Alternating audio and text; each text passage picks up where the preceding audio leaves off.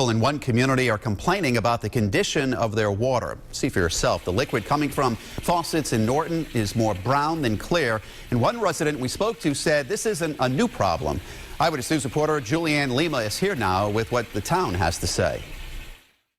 Anne-Marie Kershaw and her family have lived here in Norton for 8 years, and she says in that time she has always had issues with her water.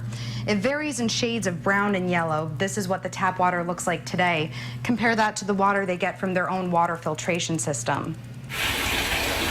It's been a while since Anne-Marie Kershaw drew a bath, and once the tub is full, it's easy to see why. Some days are worse than others. Some days it's a really, really dark brown, and some days it's just sort of yellowish. Kershaw says she'd seen water like this before in towns she lived in previously when they were flushing the fire hydrants. We thought, they can't be flushing the hydrants this many times a year. It's almost every single week, a few days a week. Norton Water Sewer Superintendent Marshal didn't want to talk to us on camera, but told us fall fire hydrant flushing is currently underway. He says dirty water complaints have spiked since it started Sunday.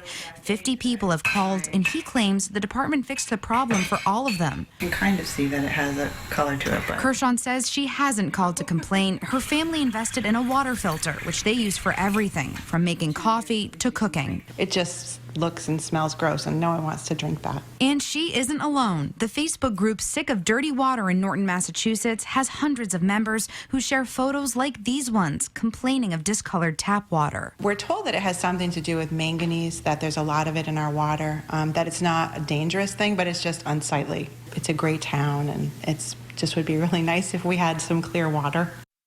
Marshal says a new water filtration facility that's set to be built in the coming years should solve the problem. But in the meantime, he says residents should call the Norton Water Department with any issues. Reporting in Norton, I'm Julianne Lima, Eyewitness News.